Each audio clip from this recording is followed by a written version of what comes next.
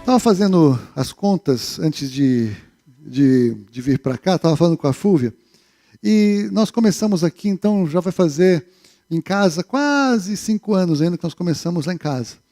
E 4 anos e meio como igreja, né? E então significa que nós estivemos aqui mais ou menos uns 230 domingos. Você que veio desde o comecinho, você que estava lá no Alpha Square, ou você que foi a alguma reunião lá em casa, nós faltamos acho que 5 vezes, estava fazendo conta, quando a gente foi para o aniversário do nosso neto, 2 finais de semana que a gente tirou. E eu cheguei à conclusão e percebi, fiz as contas, que esse assunto não foi pregado na igreja nem 10 vezes. E da maneira como eu vou pregar hoje, provavelmente é a primeira. O que é uma loucura, né? Porque você vê como a pressão que há para se falar de dinheiro na igreja ficou uma coisa demoníaca. Porque ou as igrejas agora são conhecidas por falarem só sobre dinheiro e ter quase que uma palavra de pregação no meio do culto para falar sobre dízimos e ofertas, que todo mundo vai ficar rico, que se qualquer um der qualquer coisa, Deus vai fazer, vai acontecer e vai estraçalhar. Que muitas vezes, como pastores, quando a gente quer falar de uma maneira séria, de uma maneira bíblica, o que é verdade, o que tem fundamento, quase que a gente tem que pedir desculpas para falar. É impressionante a opressão que há quando a gente vai falar sobre finanças. Faz um pouco mais de um ano, que nós tivemos aqui a palavra do Dudu, que está lá no site, que foi bênção, e uma palavra sobre gestão de finanças. Porque também pouco é falado sobre gestão de finanças, né? A pessoa pode dar o dízimo, pode ser fiel, mas se ela gastar 150% do que ela ganha, ela vai à falência e Deus não vai fazer nada para resolver esse problema. Então vale a pena você assistir o vídeo, está no site, está no canal do YouTube, tem uma barra lá no site do Ministério Cristão alfaeomega.com, em que nós estamos falando de finanças do reino, e tem algumas poucas palavras que nós falamos sobre finanças. Mas hoje eu quero falar especificamente de dízimos. Porque, na verdade, também vivemos um tempo em que há muita confusão acerca disso na igreja de Jesus. Eu vou ler muitos textos, pedir até para nem se preocuparem da gente esperar para colocar ali. Depois, se você quiser anotar, você pode assistir o vídeo, você pode parar e anotar, eu vou dar todas as referências. Mas eu quero que você entenda que o que eu quero lançar como fundamento é que um dos maiores fundamentos da relação de Deus conosco é o amor. O amor de Deus por nós é um fundamento. E a maneira como Deus provou o seu amor, a Bíblia diz que Deus prova o seu amor para conosco pelo fato de que Cristo morreu por nós. Deus amou o mundo de tal maneira que nos deu o seu Filho único, o seu Filho unigênito, para que todo aquele que nele crê não pereça, mas tenha vida eterna. Então, o Senhor Jesus, ele é a prova do amor de Deus, porque Deus no amor, ele deu Jesus, ele deu uma prova do seu amor. E aí a gente pode ver isso, então, como eu falei em João 3,16, que Deus amou o mundo de tal maneira, mas Provérbios 11, 24 e 25, nós entendemos o Senhor começando a estabelecer princípios que a quem dá liberalmente, ainda se lhe acrescenta mais e mais. Ao que retém mais do que é justo, ser-lhe-á em pura perda. Dar, o Senhor dá. Quando se retém, é perda, é prejuízo, porque a alma generosa prosperará. E aquele que dá de beber terá sua sede saciada. Provérbios 11, 24 e 25. Atos 20 e 35b, nós vemos Paulo falando que é mais bem-aventurado dar do que receber. É uma lei espiritual. Ou ainda Lucas 6, 38, um conhecidíssimo: dai e dar-se-vos-á, a boa medida recalcada, sacudida, transbordante, generosamente vos darão, porque com a medida que tiverdes medido, sereis medidos também. Então, independentemente de a gente falar de finanças, O reino de Deus, ele é estabelecido por dar. Nós somos chamados então em Jesus a sermos abençoadores, somos chamados a dar amor, somos chamados a dar hospitalidade, somos chamados a dar atenção, somos chamados a dar o nosso tempo, somos chamados a dar a nossa vida a Deus, somos chamados a dar a nossa vida em favor de nossos irmãos também. Então o sistema de Deus, ele não é um sistema de reter, mas ele é um sistema de dar. É por isso que quando o Senhor fala que há um principado, há uma entidade que estabelece senhorio sobre as pessoas, que é chamado de Mamon, que é um Deus, é um demônio espiritual, é um falso Deus, é o único que Deus coloca como um Deus ou um Senhor diante dele, não que tenha cacife para ter a mesma dimensão de poder que Deus tem, senão que é alguém que toma o coração dos homens da mesma maneira que o Senhor deve ocupar o senhorio nos nossos corações. Então, o Senhor nos chama para entender que para destruir esse sistema, nós temos que dar. Quando a gente retém, algo acontece que é um prejuízo. É até por isso que, por exemplo, alguns, quando vão pregar, quase que colocam medo no povo, né? Olha, se você não der o dízimo, vai cair o mundo na sua cabeça, Deus castiga, vai ter uma tragédia, uma coisa horrorosa, como se Deus estivesse preocupado com o dinheiro de qualquer crente que fosse para manter o seu reino em pé. O que acontece é que a Bíblia diz em Malaquias 3,15 que o devorador, ele tem o direito legal de agir e de oprimir e de tocar nas finanças daqueles que não dizimam e não ofertam, porque esse é um sistema espiritual das trevas que ainda tem o direito de agir aqui. Esse sistema das trevas pode operar no mundo, e a maneira de quebrar o poder é dando. Quando nós retemos, se torna em pura perda, porque Deus não pode fazer nada, porque Deus respeita o sistema legal do mundo espiritual. Então Deus não castiga, Deus ao longo da vida Ele nos entrega as consequências dos nossos pecados, e quando os nossos pecados vêm, a conta do mundo espiritual cobra. Deus nos oferece então perdão de pecados, resgate de pecados, libertação do mundo espiritual pela obra de Jesus na cruz do Calvário em qualquer área da nossa vida cristã, incluindo finanças. Finanças não é diferente das outras áreas da nossa vida. O Senhor quer ser Senhor das nossas finanças. O Senhor quer que nós venhamos a depositar fé nele e na sua palavra. O Senhor nos convida a experimentar novidade de vida em todas as áreas, inclusive no bolso. Tem uma brincadeira no meio evangélico que a última área que se converte na vida de alguém é a carteira, é o bolso, né? O que para muitos, por incrível que pareça, não é verdade. Então essa é uma máxima errada. Mas o Senhor espera que nós completamente estejamos entregues a Ele, e isso inclui, ou uma maneira de demonstrar isso, é quando a gente fala de dinheiro. E Jesus, muitos falam, Jesus ele não ensinou sobre o dízimo. Então é interessante que eu vejo, eu quero falar um pouco muito mais sobre coração do que finanças, mas eu vejo que as grandes discussões acerca de temas bíblicos, normalmente são pessoas tentando aliviar o que é o princípio da palavra, tentando fazer menos, encontrar uma desculpa para fazer menos do que o texto nos coloca para fazer, e normalmente a maioria dessas pessoas que eu vejo são pessoas pouco frutíferas, pouco que se envolvem na obra, e que ainda estão tentando aliviar e diminuir a forma de lidar com coisas claras que Deus nos faz, que Deus nos chama a praticar, e que Deus nos chama a viver. O Senhor nos chama inclusive a irmos além do texto em relação a amor, porque se nós amamos, eu vou fazer é mais. A coisa mais horrorosa que tem num cheque de dízimo é alguém fazer um cheque de R$ 132,49. Porque sabe o que é isso? Isso não é dízimo, isso é avareza. Contar o centavo para arredondar quase que para baixo, é um coração assim, eu estou dando porque eu estou obrigado a dar, então é no centavo. Isso é lei, isso é legalismo. O Senhor nos chama a graça.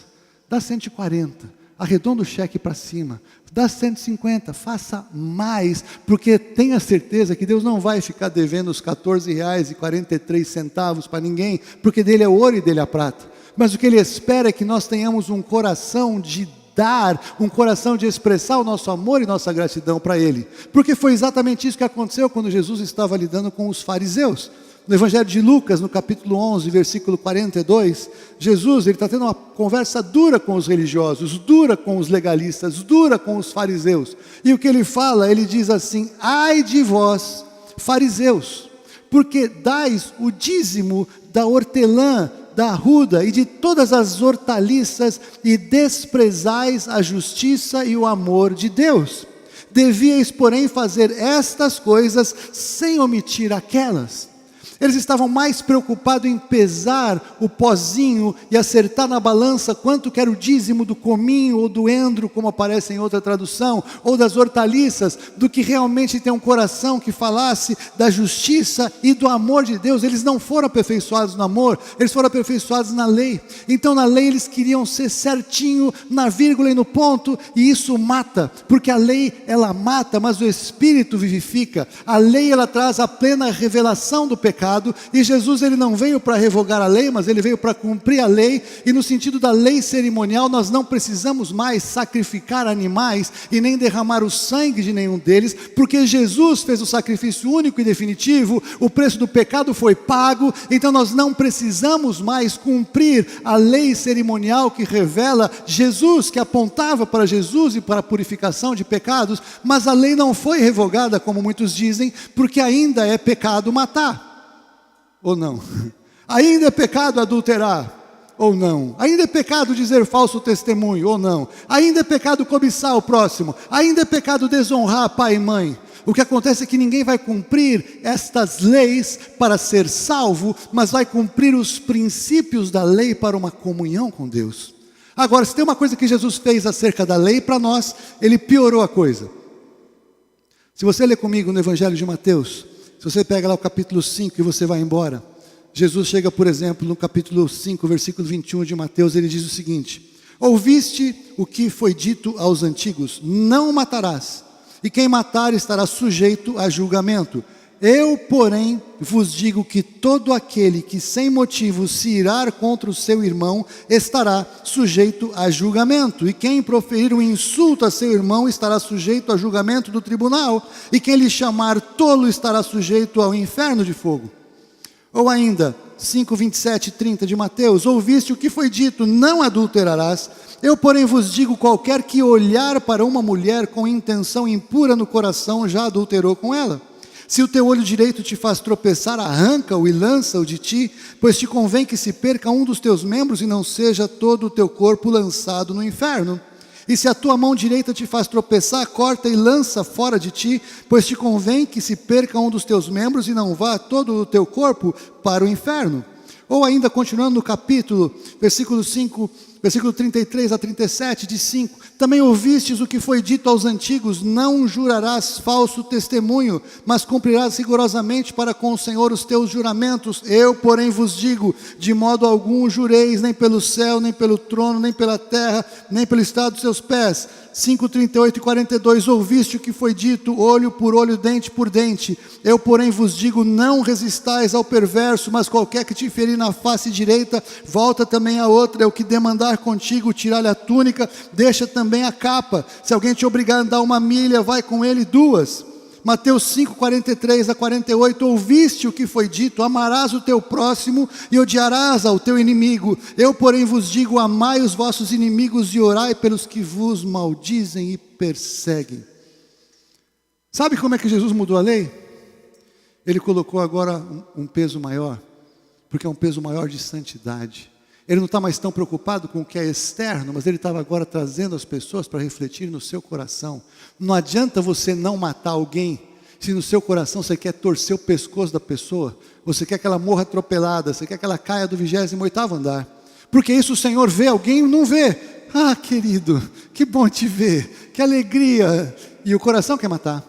Ou não adultera, mas não consegue passar uma mulher e ficar filmando tudo até que ela vá embora. Porque pode ser que ninguém veja isso, mas Deus vê. Então é interessante, todos os textos que você pode encontrar em Mateus capítulo 5, acerca da lei, Jesus está dizendo, você ouviu o que foi dito, mas eu, porém, vos digo. E tudo que ele disse, ele apertou mais, mas os que querem falar do dízimo, ele trouxe para menos. O dízimo agora tem desconto, você dá apenas 3% em suaves prestações mensais. Por que será que Jesus teria mudado alguma coisa da lei para menos, se em todas elas ele está falando que agora o sistema é um pouco mais pesado para que nós possamos agradar a Deus no nosso processo de santificação? Veja ainda que Jesus, ele estabeleceu na verdade um princípio maior sobre finanças do que esse de dízimos e ofertas dessa maneira. Sabe qual foi o sistema que Jesus estabeleceu? Tem que dar tudo. Calma, não vou pedir isso para vocês. Deixa eu chegar lá, não feche seu coração. Mas veja, por exemplo, Mateus capítulo 10, versículos 25 a 31. Isso aqui acontece exatamente na sequência de quando o jovem rico se chegou para Jesus. Lembra do texto? O jovem rico chegou para Jesus e Jesus perguntou: olha, como é que você vai? Ele falou: olha, Jesus, eu faço isso, eu não faço aquilo, eu guardo a lei, eu dou oferta, eu não sei o quê, eu faço tudo. E o que Jesus falou para ele? É verdade. Jesus conhecia o coração daquele jovem, reconheceu que ele fazia tudo corretamente.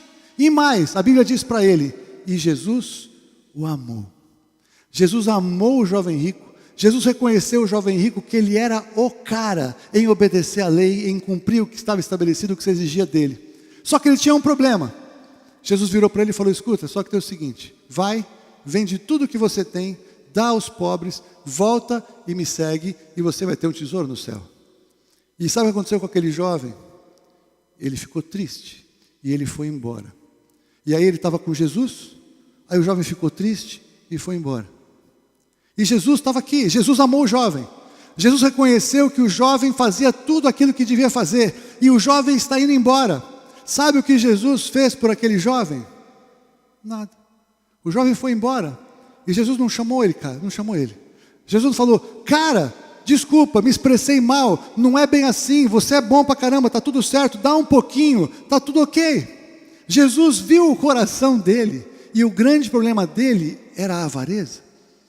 Ele amava as finanças, ele confiava mais naquilo que ele tinha do que naquilo que Jesus estava pregando para ele, naquilo que ele dizia que ele cria. E como é que eu posso dizer isso? Porque eu vou agora na sequência. Quando o jovem foi embora e Jesus não falou nada para ele, os discípulos ficaram angustiados. No versículo 25 de Marcos capítulo 10, eles ficaram sobremodo maravilhados, dizendo entre si: então, quem pode ser salvo? Jesus, porém, fitando neles o olhar, disse: para os homens é impossível, contudo não para Deus, porque para Deus tudo é possível. Então Pedro começou a dizer-lhe: eis que nós tudo deixamos e te seguimos. Tornou Jesus: em verdade vos digo que ninguém há que tenha deixado casa, ou irmãos, ou irmãs, ou mãe, ou pai, ou filhos, ou campos, por amor de mim e por amor do Evangelho, que não receba já no presente 100 vezes mais de casas, irmãos, irmãs, mães, filhos e campos, vírgula, com perseguições, vírgula, e no mundo por vir a vida eterna. Uau! Só que essa palavra, esse texto, muitas vezes ele é pego fora de contexto. Para falar que Jesus vai dar 100 vezes mais, você já ouviu um monte, não ouviu? Mas quantas vezes falaram que é para você largar tudo, e quem larga realmente tudo é que vai receber 100 vezes mais, vírgula, com perseguições? Nem sempre é falado dessa maneira, não é? E aí a gente olha para esse texto e fala: tá bom, tudo bem, mas Jesus estava usando uma figura de linguagem, uma alegoria. Não foi exatamente isso que aconteceu na vida deles. Se o que Jesus falou para eles não tivesse se cumprido na vida deles, eles jamais teriam pregado o Evangelho com ousadia. Eles jamais teriam sido revolucionários e confrontadores do sistema a ponto de morrer pela verdade que eles criam. Sabe onde isso se cumpriu? Ele falou que deixou pai, mãe, filhos, filhas, campos, casas e tudo mais pelo Senhor. Não foi isso que eles falaram? E Jesus falou que é verdade. Jesus não falou: vocês não largaram nada. É verdade, da mesma maneira que Jesus reconheceu o que o rico falou, ele reconheceu o que os seus discípulos falaram. Então o que aconteceu no começo da igreja primitiva, depois que veio Pentecostes? Atos capítulo 2, 41.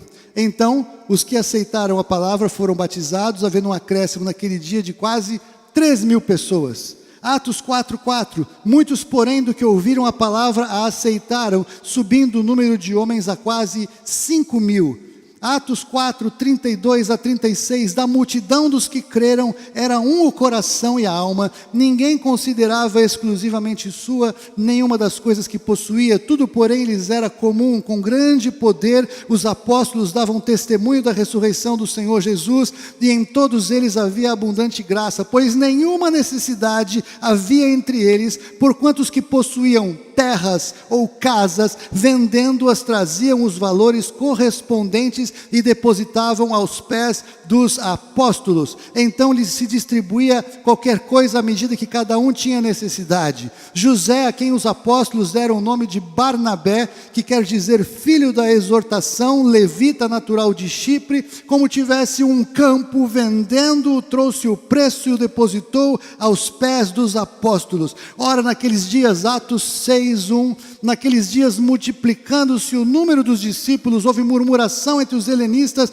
contra os hebreus, porque as viúvas deles estavam sendo esquecidas na distribuição diária. Sabe o que aconteceu com Pedro, com João, com os apóstolos do Senhor Jesus? Eles receberam milhares de irmãos e de irmãs e de pais e de mães, a ponto de que as viúvas que vieram para que eles cuidassem como mães, elas eram tantas que estava dando até confusão para cuidar de todas elas. Sabe quantas casas e campos e terrenos eles receberam? Um monte, porque todo mundo vendia tudo e colocava tudo aos pés deles, e a palavra do Senhor se cumpriu, porque eles receberam ainda mais do que 100 vezes mais, conforme Jesus lhes prometeu que acontecia. Não é verdade? Você viu o texto? Agora, sabe o que mais aconteceu também? Perseguição. Se cumpriu a palavra. Porque quando a gente confronta o mundo espiritual desta maneira, há uma luta espiritual. Porque o Senhor não está preocupado com a sua grana aqui na terra. Ele está preocupado com o que você vai ter na eternidade. Não adianta nada um homem ou uma mulher ganhar o mundo inteiro e perder a sua alma. Não adianta enriquecer demais aqui, ter casas e carros e campos e ter um monte de coisa e chegar no céu, ser um pobre espiritualmente falando no céu e ter quase nada, ter cinzas quando as obras forem provadas naquele dia. Porque muitas vezes o ter nos impede de ser. E nós somos chamados a ser e não a ter. O Evangelho diz respeito a vencer o mundo e não a vencer no mundo. Você está entendendo isso? Então veja que a palavra do Senhor se cumpriu. Quem deixar tudo, recebe 100 vezes mais. Está no texto da palavra, eu te mostrei. Agora, sabe qual é o maior problema na hora de dar? É o coração. Eu vou fechar com duas situações tremendas que aconteceram. A viúva pobre e Ananias e Safira. Vocês conhecem as histórias, mas eu quero que vocês prestem atenção em algum ponto muito importante. Quando eu falei para vocês que Jesus estava agora preocupado não com o dízimo ou com a oferta, mas que cada um de nós desse tudo, Ele quer que nós tenhamos um coração pronto a dar tudo, porque daí nós daremos tudo aquilo que Ele espera que nós venhamos a dar, ainda que seja só o dízimo. Você consegue entender a perspectiva como muda? Marcos 12, 41 a 44. Eu gosto demais desse texto, porque a primeira coisa que vem é, você imagina Jesus num culto. A gente pensa que Jesus vai estar onde? Vai estar no meio do povo da adoração. Aleluia, glória a Deus, adorando o Senhor, não é verdade? Porque a gente viu que teve a última ceia. Quando acabou a ceia, a Bíblia fala que eles cantaram um hino e saíram para o Monte das Oliveiras. Jesus cantou junto com os discípulos, adorou junto com os discípulos. A adoração com certeza fazia parte da vida de Jesus. Será que ele estaria junto da adoração? Não, ele vai estar perto do púlpito. Tem lá o pastor, ele vai pegar para ver as anotações do que o cara vai pregar hoje aqui. Que ele está... Qual que é o contexto? Não, esse texto aqui não, esse aqui não dá para aplicar dessa maneira. Isso aqui está bom, vai ser uma bênção. Jesus estava com a diaconia, vendo que estava tudo em ordem, servindo, vendo que estava tudo funcionando, as pessoas estavam acolhidas, recebidas, tinha oração, tinha intercessão, as crianças estavam bem cuidadas. Não, Jesus sentou na frente do gasofilácio. E Jesus estava na frente do gasofilácio observando como as pessoas davam. Você acha que ele não sabia como elas davam? Claro que ele sabia. Mas ele estava marcando uma posição profética. Eu estou aqui para ver como é que é o coração de vocês. E lá no Evangelho de Marcos, capítulo 12, de 41 a 44, diz que ele, assentado diante do gasofilácio, observava como o povo lançava ali o dinheiro. Ora, muitos ricos depositavam grandes quantias. Vindo, porém, uma viúva pobre, depositou 2 pequenas moedas correspondentes a 1 quadrante. E chamando os seus discípulos, disse-lhes: em verdade vos digo que esta viúva pobre depositou no gasofilácio mais do que o fizeram todos os ofertantes, porque todos eles ofertaram do que lhes sobrava, porém da sua pobreza deu tudo quanto possuía, todo o seu sustento. Então olha que coisa, é claro que os ricos daquela sinagoga, eles conheciam Jesus. E na hora que eles viram que Jesus estava sentado ali, do lado do gasofilácio, eu imagino que eles falaram, pô, eu vou ficar bem na foto.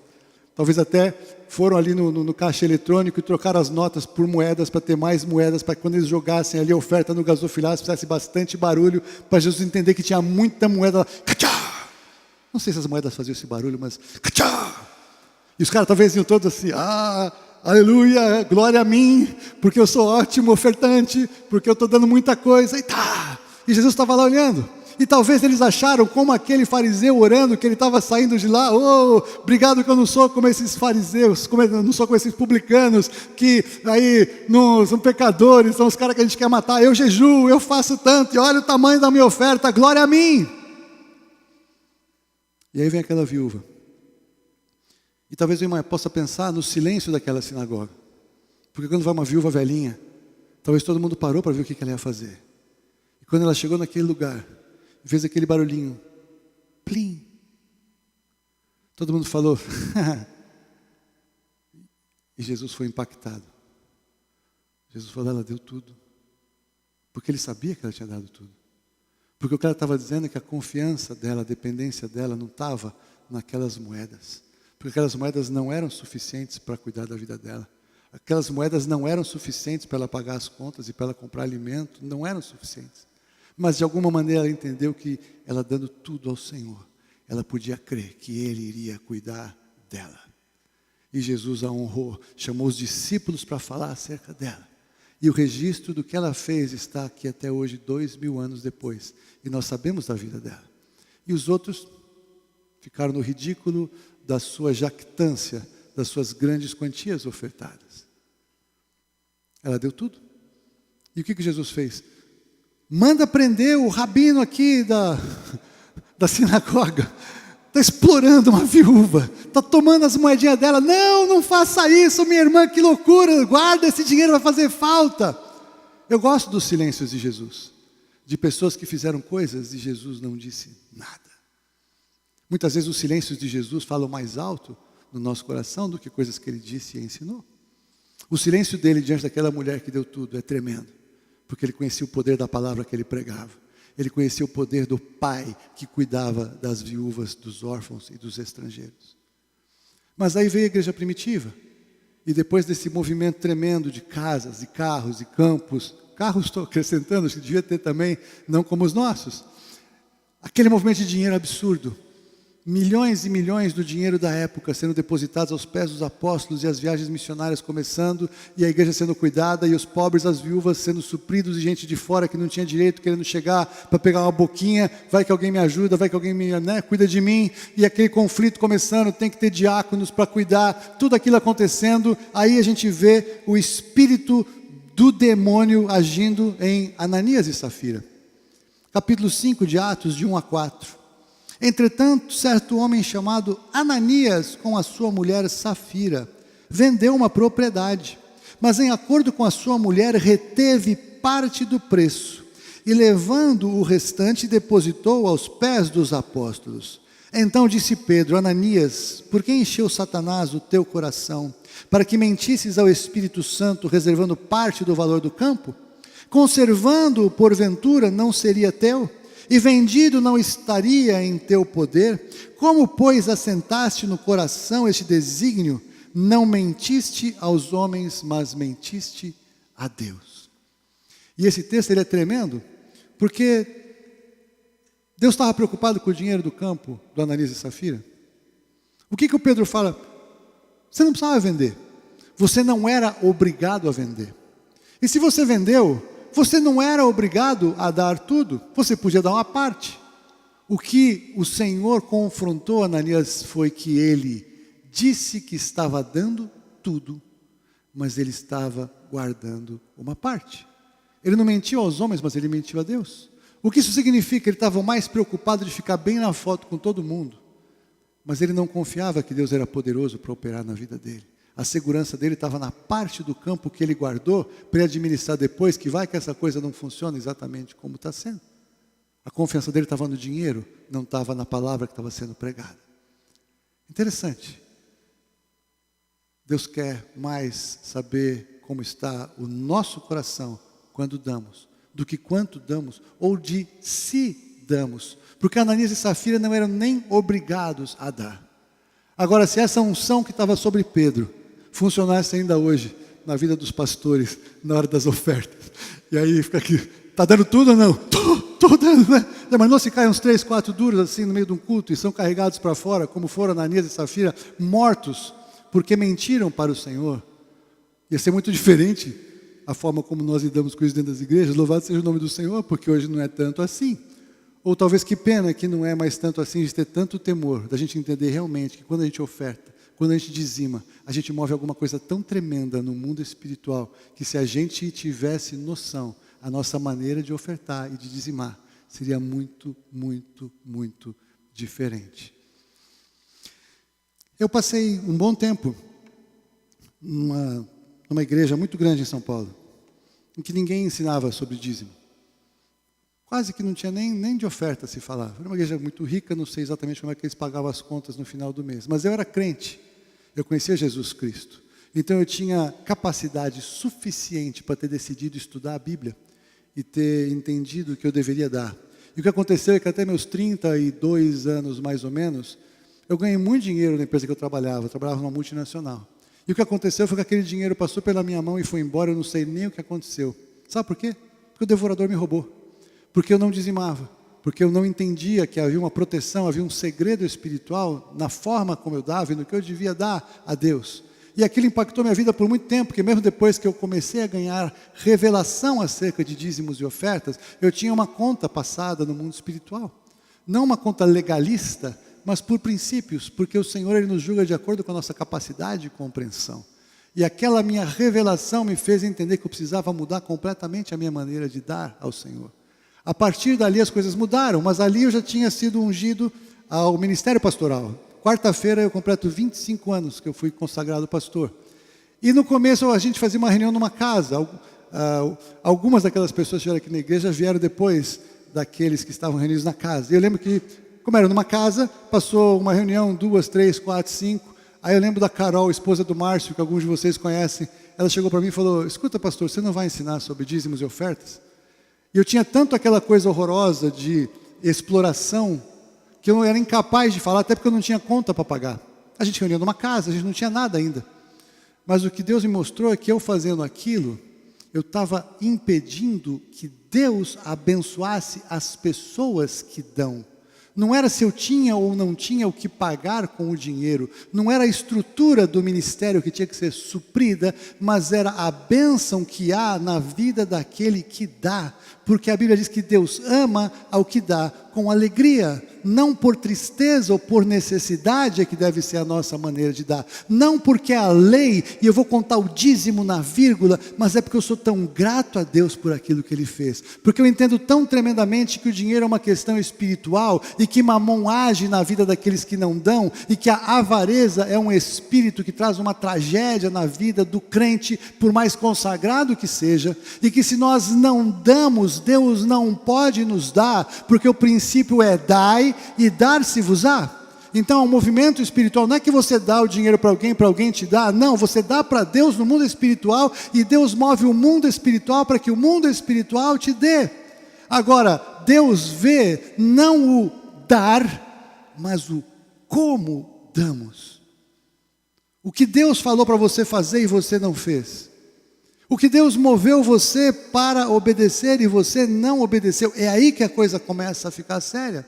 Porque a boa medida, recalcada, sacudida e transbordante nos darão quando a nossa forma de dar for essa. Quando é só para cumprir a lei, ou para cumprir um ritual, ou para cumprir uma obrigação, Deus vai entregar a obrigação para a gente. Você é avarento, então receba a avareza. Agora, muitas vezes, a conta não vem em dinheiro, mas vem pelo devorador. O devorador devora um monte de coisa. O devorador, ele tem o direito de agir na nossa vida, porque nós não estamos debaixo de aliança, quando nós não entendemos o que o Senhor espera de nós. Deus não está preocupado com a quantidade do dinheiro.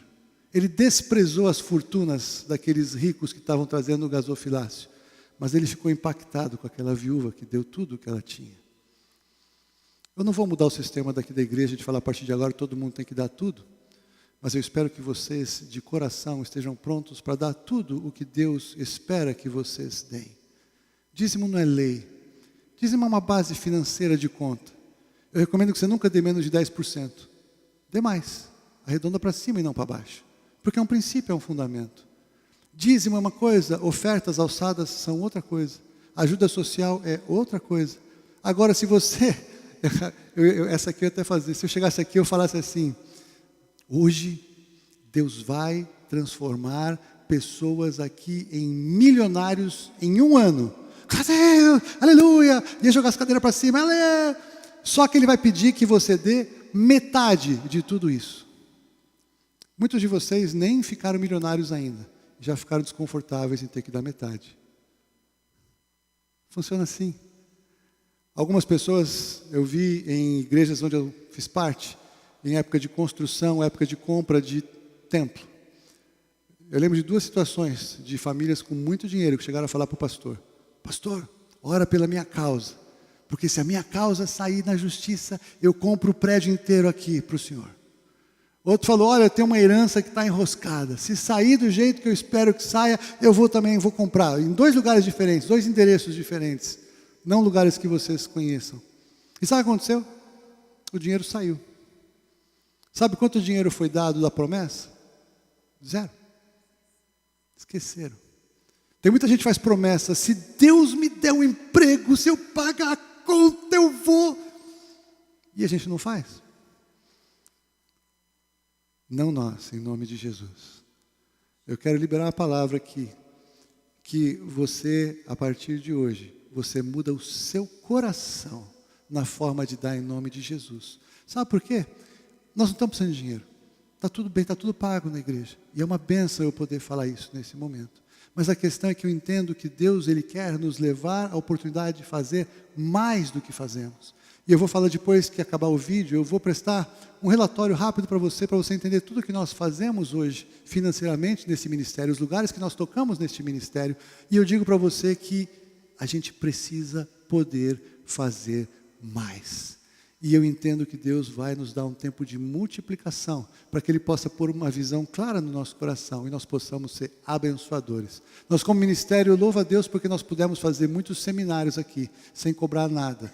Nós demos almoço, nós demos lanche, nós trouxemos as pessoas e todo mundo foi abençoado. Veio gente de outro ministério, inclusive, e nós não cobramos nada, porque a palavra de Deus nos diz que nós recebemos de graça e nós damos de graça. O Senhor nos supre e nós suprimos. E com a mesma régua que nós medirmos, nós vamos ser abençoados. Da mesma maneira como ministério nós somos úteis e abençoadores na vida de pessoas, outros ministérios virão e nos abençoarão. Você está entendendo isso? Eu creio que se a gente crescer em ofertar, em abençoar, virão outros ministérios falar: Deus me moveu a dar um prédio aqui para vocês. Olha, recebe um prédio aqui em nome de Jesus para alargar estaca e não ter que ficar pagando aluguel. Eu creio que Deus pode fazer isso. Mas todo o movimento de Deus a nosso favor, ele começa com uma decisão de coração de nós darmos, de nós obedecermos pela fé. Sempre a oferta vem primeiro. Abraão teve que primeiro levantar o braço para matar o Isaac, para que ele visse algo que ele nunca imaginou que fosse acontecer. De Deus não falar: não preciso. E sabe o que Deus faz às vezes?